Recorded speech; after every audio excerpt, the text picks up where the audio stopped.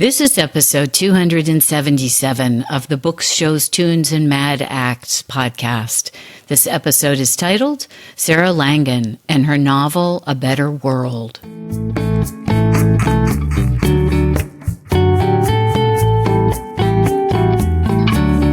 Hello, everyone. Welcome to Books, Shows, Tunes, and Mad Acts. I'm your host, Jennifer Crittenden. Books, Shows, Tunes, and Mad Acts is brought to you by Discreet Guide, the training company for improving your speaking and writing skills. Thank you for joining us, and tune in on Mondays for new episodes.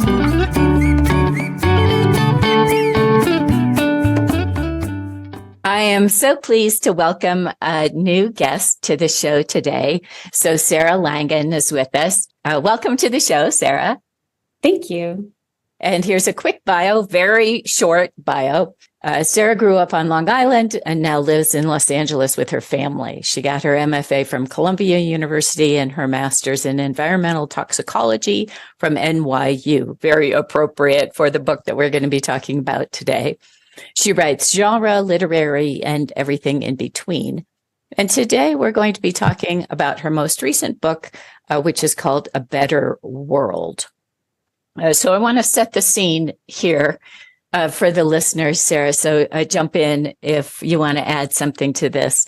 But A Better World is a dystopian world, though what has happened isn't exactly clear, but certainly lots of environmental problems. Our heroine, Linda Farmer, and her wonderful family has a chance to be accepted into Plymouth Valley, a gated town that appears to be an idyllic enclave, safe from all the dangers outside. Then guess what? It turns out that it's not so idyllic. And I'm going to try not to do too many spoilers because I really do want to stimulate people's interest in this book that I enjoyed so much. But spoiler alert, there might be spoilers during the course of our conversation. So let's start with world building. What got you started about this quote unquote idyllic company town, and what makes it a company town?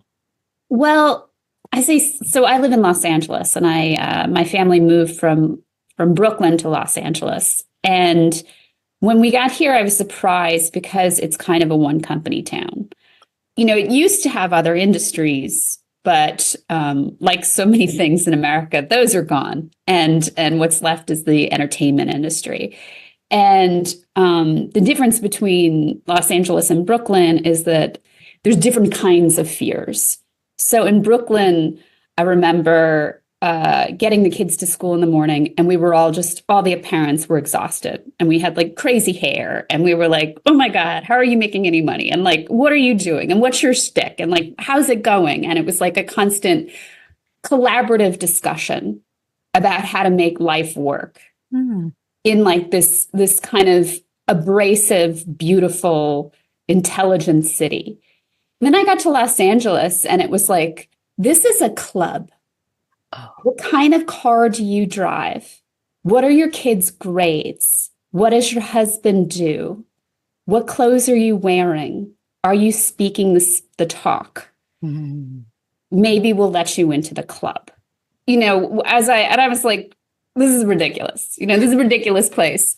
But I think the reason it's like that in Los Angeles is because reputation is so important. The way that you get hired, the way that you work in the film industry is if people like you. So you have to be likable. And what does that mean? And then for most people, that means just like endless complimenting and insincerity. And they do this a lot. They do gratitude prayer hands constantly in LA. And like, I'm a Catholic, right? And, you know, I'm a Latin, you know, like if you're like, do you believe in anything about Catholicism? I'll be like, no, but I was raised that way. And this like kind of shocked me, truly. You know, people thought they just endlessly do that to you. You'll come out here and you'll be like, why are you praying at me?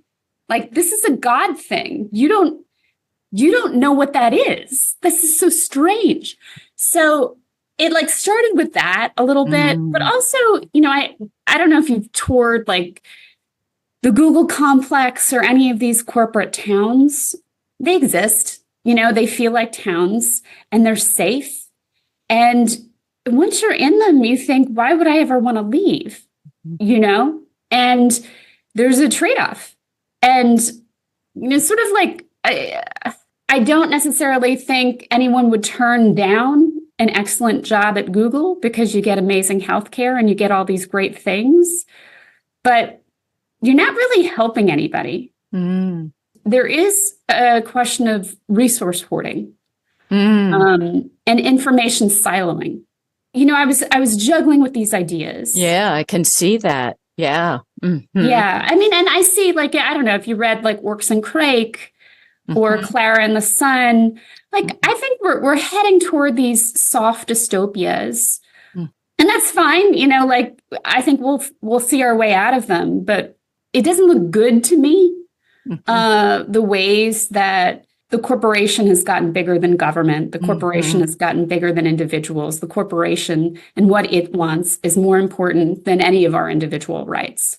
If you can't beat them, join them.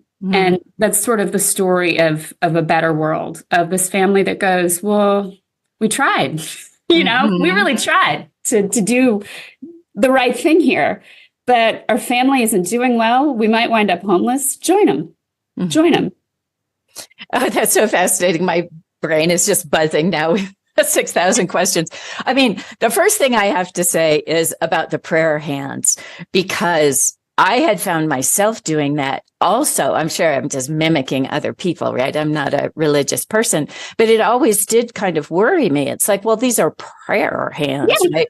And I think it's supposed to be a sign of gratitude, right? And we're constantly being told this, be grateful, be grateful. So everybody's doing their prayer hands, even when they're like, I don't know, sometimes it's just very insincere, right?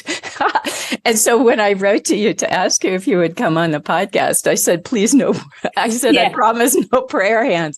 And it's such a great image for what's happening, right, in Plymouth Valley. So there's something very important that you've touched on there, which I think my listeners will definitely enjoy. Well, there's something strangely aggressive in it. It's not only appropriative, but it's aggressive. Where someone does that to you, and for me, I'm like, God's not here. I'm not God. So I don't know what this is. Right. I don't know if great. Are we doing a group pray? Who are you praying to? And I do think it's to themselves. It does feel a little manipulative.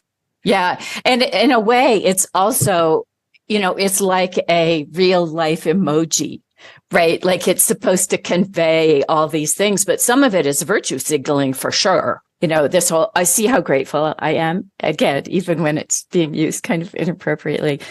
After I wrote gratitude is also, I think it's a way of dismissing inequality, or denial or something.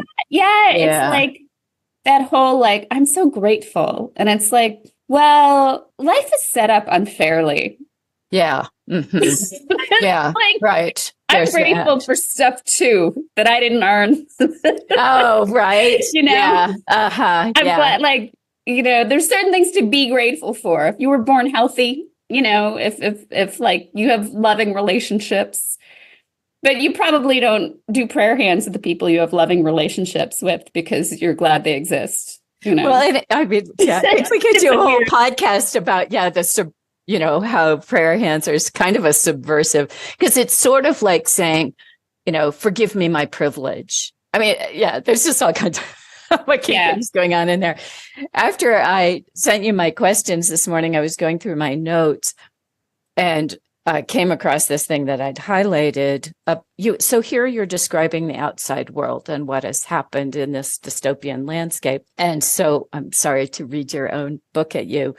But this section here, I think people will really relate to. And when you say, this soft apocalypse that we're going through, this one really resonated with me.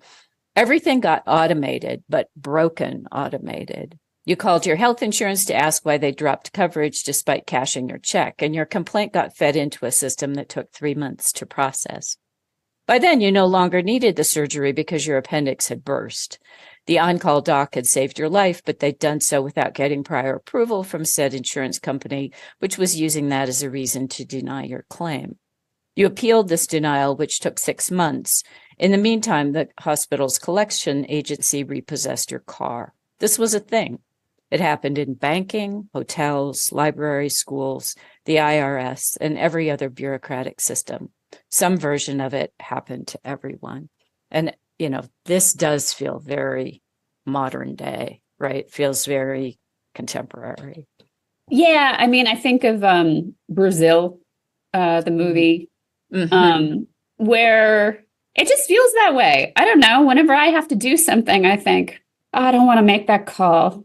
I'm just going to get somebody who's going to lie to me. Exactly, right. This feeling, you lose faith in these institutions, right? And so, you lose the will to try and make logic out of your world. So, Brazil is a good, that absurdist feeling about what's happening in our world right now. It does feel absurd. I love so his heating system fails in Brazil and Robert De Niro. And so he calls for help, but it's like he gets a number and he's never going to get help for the heating system. And then De Niro is some vigilante air conditioning repairman and jumps through his window, breaks in, fixes it, and runs away.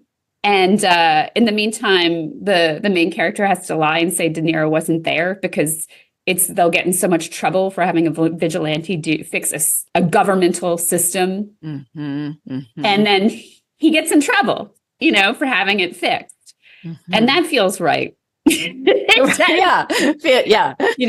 Feels accurate. Feels accurate. Yeah. So, I don't know. I feel like my dad more and more. He was always like, they're coming for you. They're coming for us. White people on Long Island. Maybe. All right. So the people of Plymouth Valley are quite amazing. It's interesting that you've drawn this parallel with people in Los Angeles or the Southern California culture in general, which I'm from the Midwest. So, I have a certain view of the Southern California culture. Now, there are a lot of characters, and Linda, our heroine, gets to know essentially all the leaders in the town. And so I wanted to ask you what characters you especially enjoyed writing. I think Linda was my favorite. She's the main character.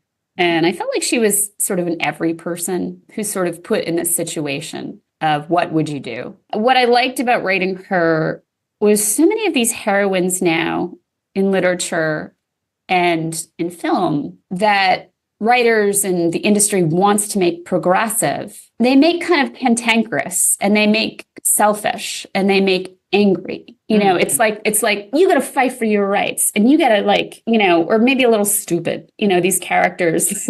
But what do I really think? And what I liked about her was she's just really reasonable, and she's like, you don't throw a marriage away because you have a fight. You do your job. You love your kids. You act like a person and you try and do your best as much as you can, as often as you can.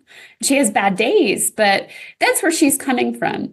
I knew a part of me, in this story, I don't have her attack her husband. And I knew some readers would be like, well, you have to do that. That's what the zeitgeist is saying you have to do now. And I was like, I don't agree with the zeitgeist, though. I really don't. In some ways, when it's necessary to stick up for yourself. But I don't think these stories are always about that. I think they're these very simplified, sanitized stories. So I wanted the real complexity of inequality in a marriage, inequality in a relationship, inequality on the planet, and how you navigate that without burning your own life up. It's one of the things that I appreciated a lot about the book is a lot of it is about their marriage and how they're trying to hold it together in this very weird situation that they're in this absurdist situation. But the relationship between the two of them is very, I guess I'd use the word normal. I mean, there's nothing fantastical about it or, paranormal or anything. It's just, two people who are in an intimate relationship and how they interact with each other when very weird things are happening around them. And I thought it was very well written, very well portrayed. Thank you. Like they both have the opportunity to say mean, true things to each other, and I think people love that, the readers. And I just thought, what if you have them just internally go, yeah. Right. That's life. Right. Yeah. There's a line in there too that I'll probably never forget about, as their marriage had progressed, you're kind of giving the backstory of their marriage and how their marriage had progressed, with the commission of, you refer to small crimes, right? That, that's part of the history of a marriage, is that it involves a lot of small crimes. And part of keeping your marriage together is dealing with small crimes, right? We're a couple of criminals in this marriage. And then one day you wake up and you both acknowledge the small crimes and you're like, we were different people then. That's true too. Right. Yeah, that's true too. And a lot of her husband's behavior, I think, is certainly excused by the situation that he's in. Right. So, yeah, it's interesting that some people are like, yeah, she needs to trash him. Well, yeah, I would also give him somewhat the benefit of the doubt because of the very weird situation that they're in. Practical consideration of you're trying to support two kids and exactly. Yeah, you're kind of a masochist if you start tearing down the beams. Mm-hmm, mm-hmm. Yeah, that's the other thing I was going to say, is that Linda's a mom. She's really, she really cares a lot about her children. Her children are also very interesting. Great. You have children, right? Yeah. Because they're so well portrayed, especially Josie is just a hoot. But I'm girl crazy. I have two girls. So. Oh, okay. Gotcha. But yeah, that's, that her motivation to help her children survive is very, that's the thing that would make me do crazy things, right? Mm-hmm. Yeah. Mm-hmm. So the family's entrance into the town is met with a terrible welcome or unwelcome, a kind of hazing, where folks claim that they're very friendly, but then they're totally not. And now I just can't keep Los Angeles out of my mind now that you said that. The subtlety of the behavior. Oh, yes, those scenes of the parents at the sports events and how they interact with Linda and, other social situations.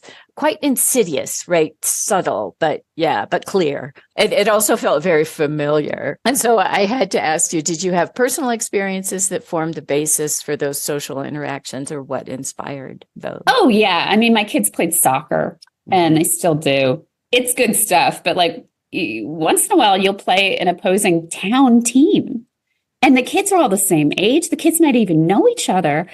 And you'll have another set of parents who are ragging on your kids, screaming, angry, yelling at their own kids, just what's happening right now? This is the worst behavior.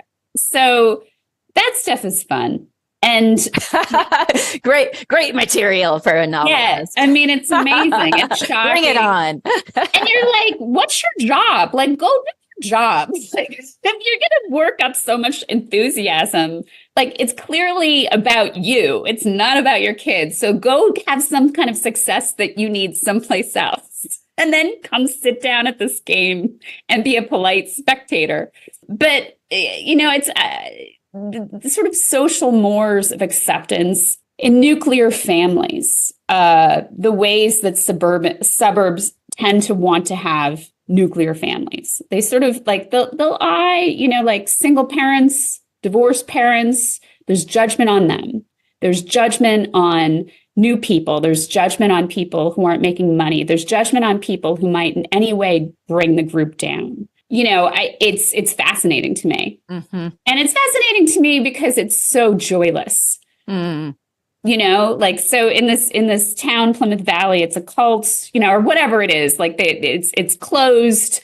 They all follow these rules. They're all so afraid of making friends or having spontaneous moments because they might say the wrong thing. They may be judged. They might be kicked out.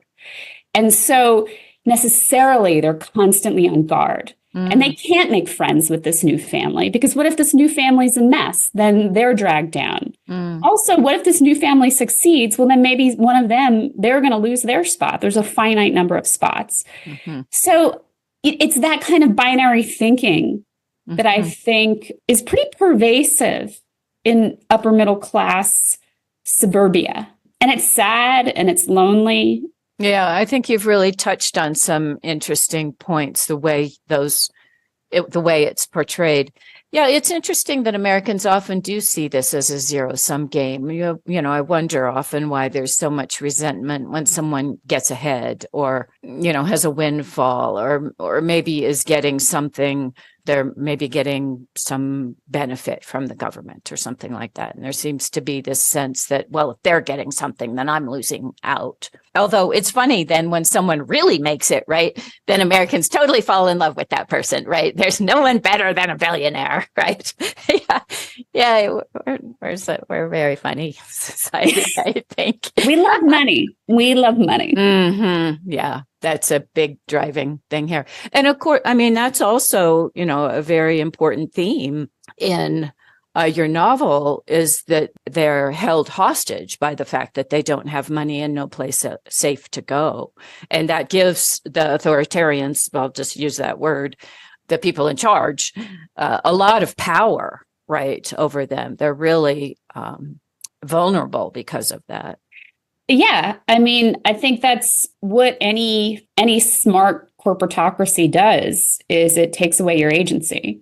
You know, I think when people are like, it's better for corporations to have power than government. Well, it's better for neither. It's really best for individuals to have power through their votes. You know, whether they want big government, small government, that's their choice. But as soon as corporations come around, historically, what they do is they give you a lot and then they slowly take that away as soon as they get rid of the competition.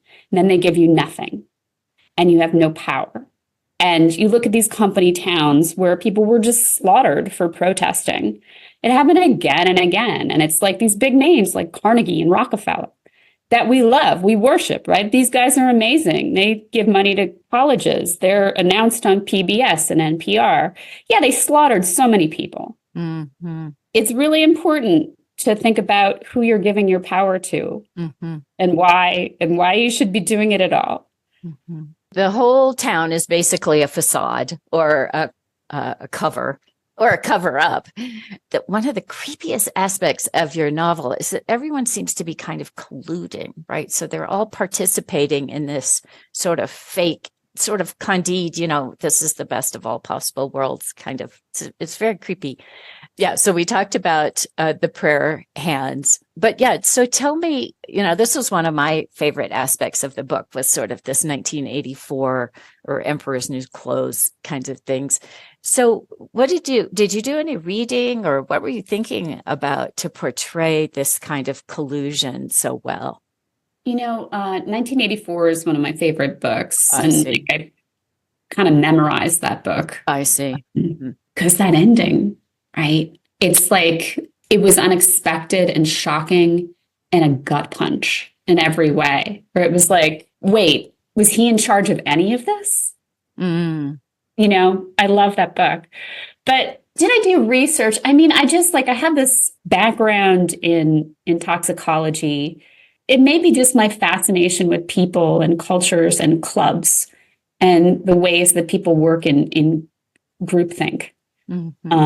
But I don't know. I worked really hard on it. I remember that. But I think I was just sort of writing what I see a lot. I mean, and sometimes I miss things too. I had a letter from a fellow mom in Brooklyn that I hadn't heard from in a very long time.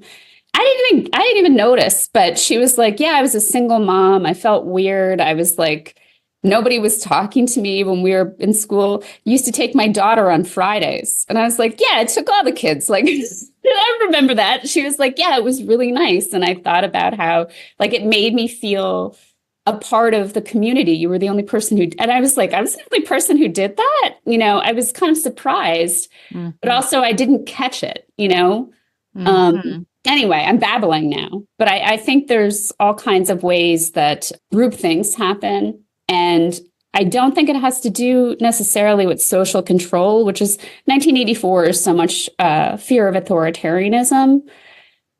I think we tend to line up to be safe. We want someone to be in charge. Yeah, I mean, I think that's especially what's creepy, right? It's all essentially voluntary. I mean, they are being coerced by their circumstances, but there isn't a dictator, right? People are, as you say, they're lining up to do this. It's really interesting as I'm talking to you, because I'm realizing a lot of this has to do with the corporation and groupthink, right? Which I spent my career in corporate America.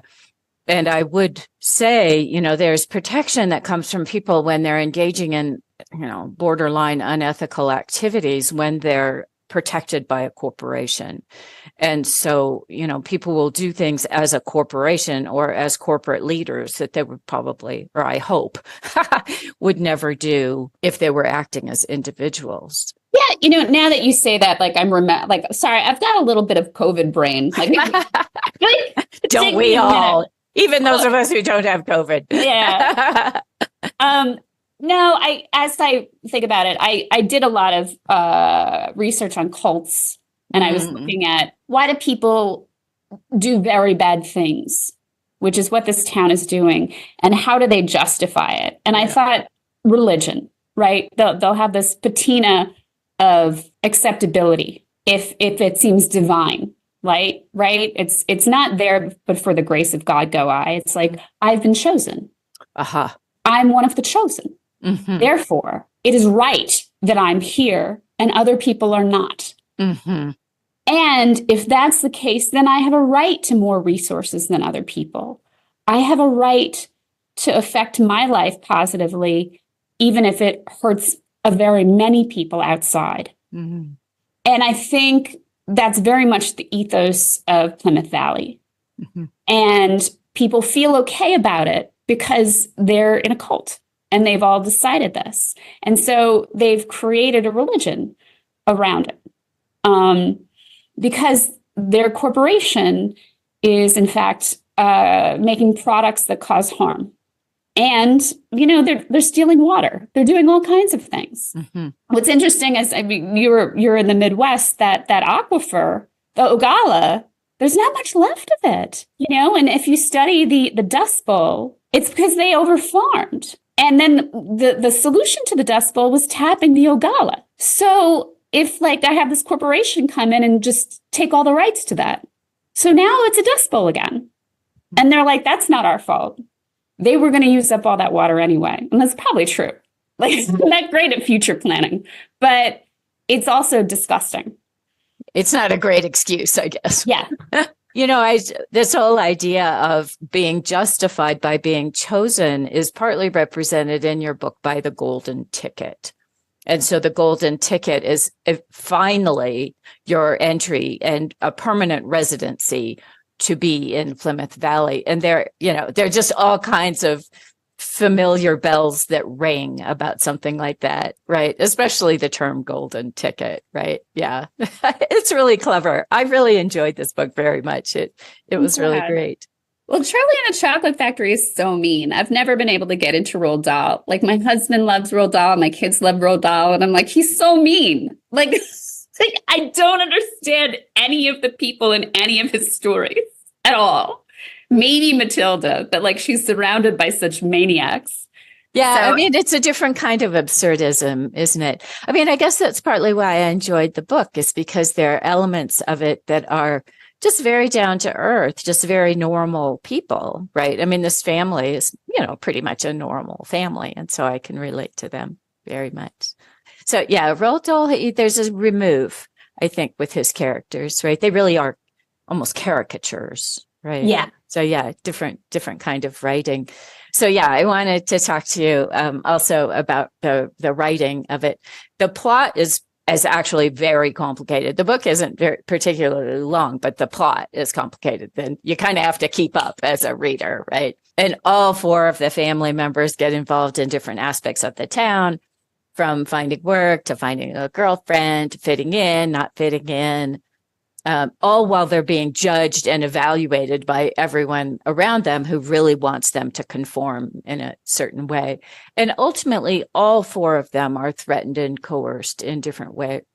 So I want to ask you, for our writers out there, what strategies do you use for plot development, keeping the plot straight, and for plot maintenance? That's a tough one. I knew going in that there was going to be so what happens, and I think this isn't a spoiler, they move to this town and there's a lie underneath it. And I knew that I wanted there to be a friction between the husband and wife, where the husband knows more than the wife does and he's not telling her. I wanted that. And then I wanted the wife, something cataclysmic and violent to happen that got the wife interested in digging, even though she knew that this was going to cause problems for her family's status in the town, and it might threaten their ability to stay.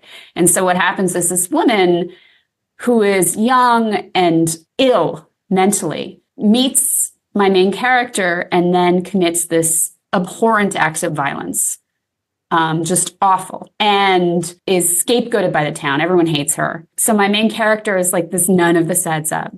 This doesn't make any sense. And even when she asks other people what happened, they give her very unfulfilling, evasive answers, to the point where she's like, something is happening here. And she starts investigating. And it's sort of like when you lift a rock up and see all the bugs underneath. She's like, whoa, there's something very rotten. And so there was that. And then I just it was trial and error. I wanted to use some kind of shell or spine for a plot, for structure. So I thought I'll have these events happen throughout the town, throughout the year, so that a reader knows what to expect. And I'll have this thing called the Plymouth Valley Winter Festival be the culmination. And I thought everybody knows that's going to come. A reader's going to be looking for that. That'll be what I'm working toward, like see the big denouement. And then I had to fill in the details, and that was very trial and error. And I know that some writers, this is a very complicated plot, and I do things that are very, very complicated. And it's just my natural tendency. And I think some writers, they're very spare, and that's very effective too. But they may not need to do as much trial and error as I do. I think a similar writer might be Grady Hendrix. Like, he just told me that his last book was like, he had 12 edits. That sounds about right to me. Okay. And it's best to get it out, and then you can look at it and know what works and what doesn't. I think it's not always best, and this is my biggest issue, like for any writers out there, this is where I go wrong, is I'll stop and keep revising the same passages. And that, I get that can be really fulfilling because at least it's known territory. Yeah. You feel good about getting a good sentence in or getting good insight in. The problem is it's all ephemeral because you have to know where it's going, and you're probably going to delete it anyway. It's not efficient. Yeah. But I mean, I hate to take that away from people because that's often why they love writing. Right. Yeah. So, yeah. I mean, you got to do what you like, because the second you don't like it, the work is bad. I mean, you cannot like it for a week or two because that's just the nature of it. Like, I'm working on something now and I know it's good, or I know it works. I know people are going to want to read it. And I keep being like, because it's so different from what I've done before. Okay. That I'm like, no one's going to want to read this. They're going to be so mad at me that I didn't do exactly what I did last time. I can't look at it. I'm too afraid. I think everybody has that. Yeah. But there's some truth to that too, right? Readers often do pigeonhole you, which, I definitely wanted to ask you about that. So I'll hop right into that here, because your bio say you write genre and literary and everything in between. From what I've seen, that's a very hard path for a writer to follow, because publishers have expectations, readers have expectations. So how have you navigated that in your career to really write what you want? It's all I've ever done. And I I'll say that it has worked out for me because I've gotten to have things published, but I've gotten things that, didn't get published that I thought were good. Mm. And if I had chosen a path that was like, this is just one thing and marketed as just this one thing, that might have been easier. Mm-hmm. But to be truthful, I don't know that I could do it.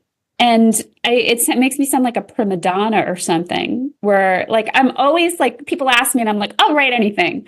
I'll do anything. I love my job. I just want to keep writing. And then I sit down and I'm like, oh no.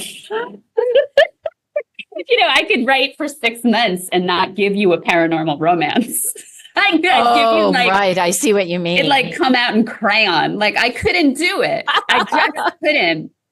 And so these notions of like, how do you navigate a career when you're just following your muse, which is like a ridiculous phrase. I feel ridiculous even saying it.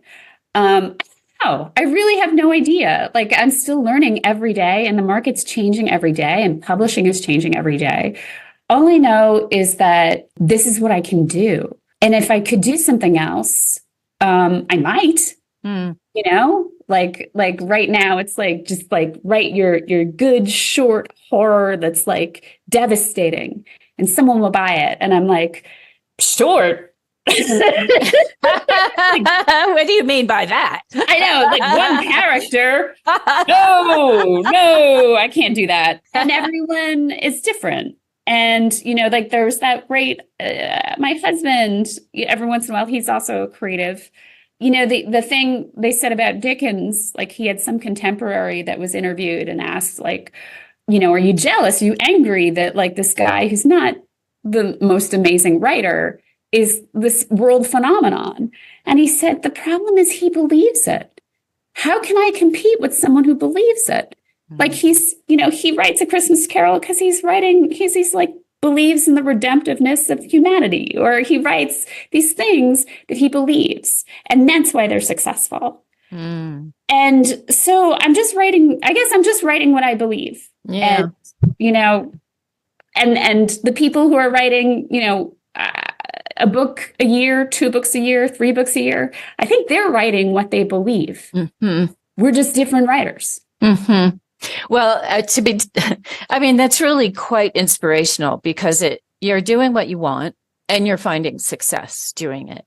And I think a lot of times writers get very cynical and say, you have to write for the market. Not, you haven't done that. And look at these really interesting themes that you've surfaced that so many of us resonate with, right? So it's possible, right? It's possible. Yeah, maybe like it just takes longer, or maybe I don't know. I think there's a lot of issues of access.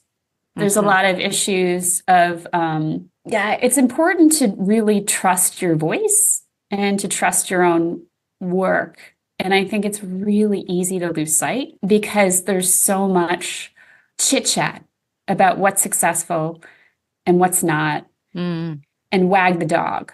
You'll see these books on the bestseller lists that are bad and dumb, and people are like screaming, like to meet these authors. And I'm just like, I don't get it. Yeah. I don't get it. But I think it's wag the dog. And I think that can be very upsetting. It can be demoralizing. It can be unmooring. It can make you think like, well, maybe I'm not good if this is what good is. Right. But I always looked at it like I was the maid of honor in a friend's wedding 20 years ago. And her mother-in-law gave me chicken soup for the single girl's soul. Everyone was like, Sarah's going to lose her SHIT. Like, this is not a woman. Who wants to read chicken soup for the single girl's soul? No. And everyone was like, are you mad? Are you like, and I was like, it's like somebody handed me People magazine. You can just pretend it's People magazine. I love People magazine. It's not a novel. So these books that people are saying that you can just think about it in a different way. Mm-hmm. The idea, I was like, not insecure, not a problem. Yeah, right. Yeah, I guess that's it's okay, right? Since it was you, it's okay. Oh, right? she did it to all the bridesmaids. She did. Okay, right. Okay. But everyone was like, the other ones are going to be, they're like less insane than Sarah is. Sarah's probably going to have like words, but I didn't. I was like, it's not my wedding. Well, and we seek our revenge in different ways, right? I mean, it was well intentioned, right? You're not going to, Oh no, I honestly, it was like a revelation where I was like, why don't I see this huge bestseller as People magazine, which I love, or Us Weekly, which like throughout my 20s, like every Thursday, I had a routine where I would go to this diner I think it was on Court Street in Brooklyn, and read Us Weekly cover to cover while eating a big salad. And it was like my favorite time, my me time, Mm-hmm. It's okay. It's just like, whatever, it doesn't, that's not my competition. Yeah, right. Yeah. Okay, let's talk about horror, because I didn't realize somehow that you were a horror writer until I was actually very far into the book and certain things were happening and my spidey senses went off. It was like, you know what? There's something going on here with these certain, things that she has happening in this book. So then I went oh, she's classified sort of as a horror writer. So do you describe yourself as a horror writer? How do you feel about horror? Tell me about horror. I love horror. Okay. I don't, yes, I would say that I am a horror writer, but I'm not sure what exactly that means because so many women loved my last two books and say they would never read horror and they don't like horror. Right. So I don't know. Mm-hmm. What does that mean? You tell me. Well, as I say, it wasn't until quite far into the book, really getting very close to the climax, if not at the climax, that there were certain, I don't know if I would call them tropes, but certain stylings that made me realize, oh, okay, yeah, we're in a different genre, realm, something than I realized. But these are very appropriate for the horror genre. And so, but up until then, honestly, it didn't read like horror to me, right? Yeah. I mean, I look at early Stephen King, like The Dead Zone and Pet Sematary, and there's different ways to write horror and there's different classifications. But I mean, I think those were written the same way, where it was like story first, characters first, and then there's this thing that what happens. And of course, violence is going to happen within this story. But it's really about the tragedy of the humans and the human condition. And I think a lot of horror is like that. It's just, I'm not sure people have read a ton of horror. I think that horror that they read maybe burned them. For a while, it was okay in horror, a long time. Like I had a standing rule with men who asked me for blurbs that if there was a rape in the novel, I wouldn't blurb it. And I would be like, oh, is there a rape in it? And they'd be like, yeah, but it's like a tasteful. And I'd be like, sorry. No. It's a good rape. It's a good rape. But I think a lot of women said, well, you want me not to read your book? I won't read your book. And I think that happened. But I think if you look at horror now, you'll see it's like people aren't calling it horror, but you read Chandler Baker's The Husbands. It's obviously, it's a send up of the Stepford Wives very clearly. And Rachel Harrison is writing horror. I'm not sure she's being called horror. Grady Hendrix. You look at Southern Book Club's Guide to Slaying Vampires. Obviously, it's horror in the title, but I think people don't really think of it in the same way they might think of whatever big incidents around the house or horror movie, which are both very solid horror titles out this year, which are both like first-rate books. The distinction is just you open the book and you're like, oh, something scary is going to happen. It's already starting. I don't know if anyone's going to live. That's the central theme of what I'm reading is. So there's different ways of doing it. I would say that it's not that horror is safer. It's just a little smarter than it used to be. The example I've been using lately is I have a next door neighbor And she told me she never reads horror, but she was excited to read my stuff. And we become good friends. And years ago, when I was in high school, I rented Evil Dead, the movie. There is a really gratuitous, grotesque rape in it. And I was too young to really be able to say how upset I was by it. I still remember how upset I was by it because everyone was laughing in the movie. Like it was a joke, right? But it was grotesque at the same time.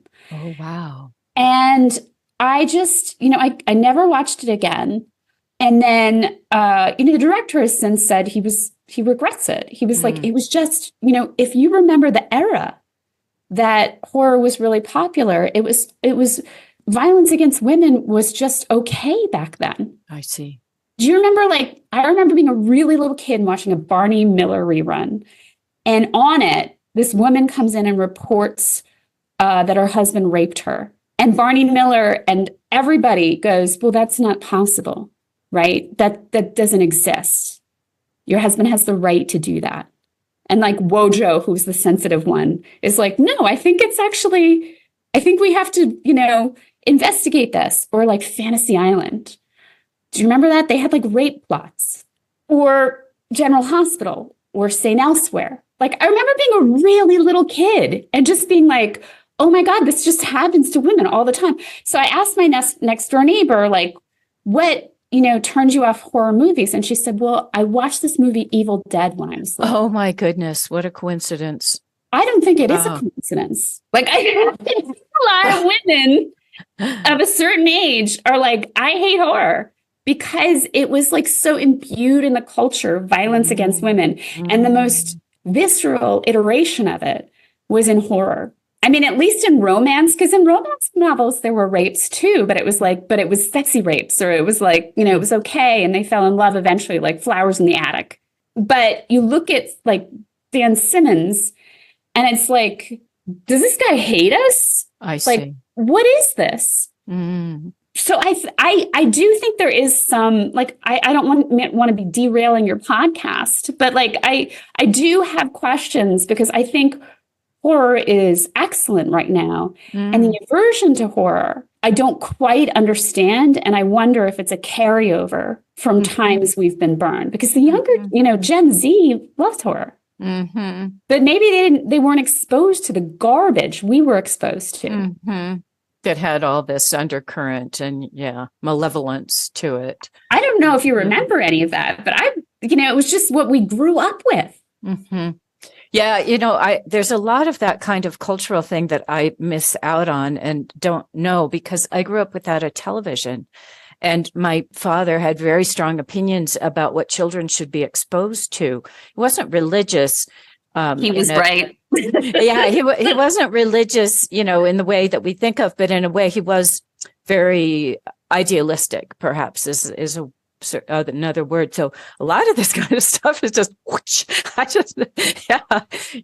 have kind of a weird view of things like that, of cultural things, because I just didn't know about it.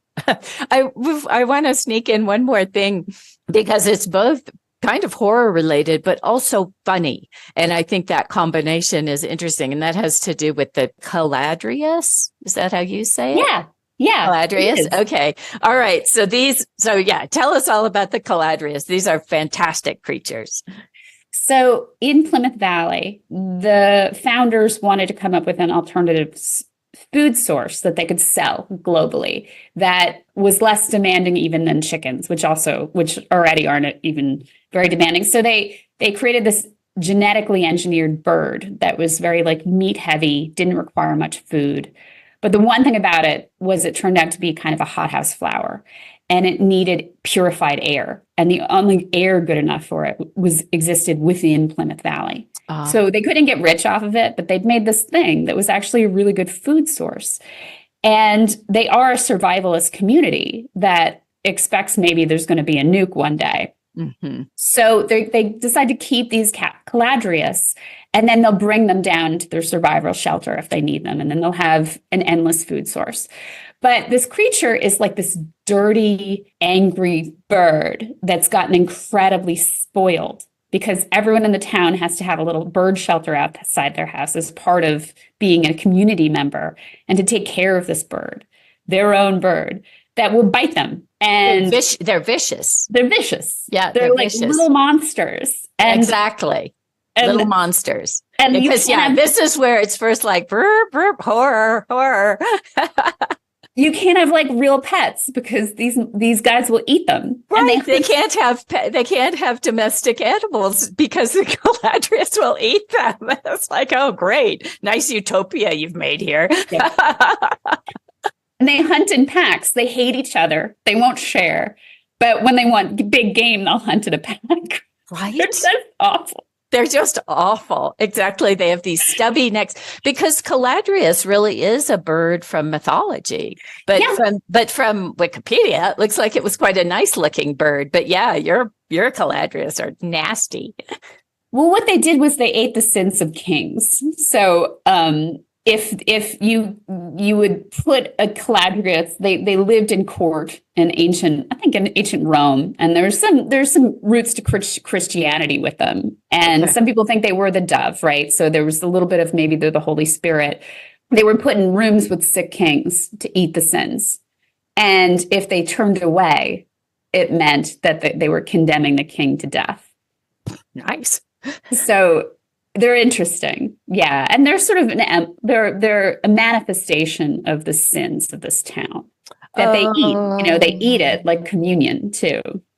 I didn't pick up on that. Right. Yeah, of course. Anyway, I hope my listeners are intrigued with all of this. Yeah, with the Caladrius and the society and all these different things. I enjoyed the book so much. Yeah. Thank you for writing it. And before I let you go, is there anything you'd like to share with the audience? Well, let's see. Go to my website. And then my website is sarahlangan.com if you want to sign up for my newsletter. A bunch of short stories coming out, one of which is in the Stephen King Stand anthology, another in Reactor, Tor's imprint, and another in Lightspeed magazine. Great. I'll put these things into the show notes too, in case our listeners are frantically trying to find a piece of paper to write this down with. It'll be in the show notes too. But yes, thank you so much for taking the time to talk to us today. I really enjoyed talking to you and really enjoyed the book. And good luck with everything going forward. Thank you. Thank you very much. I really appreciate it. It's wonderful talking to you too.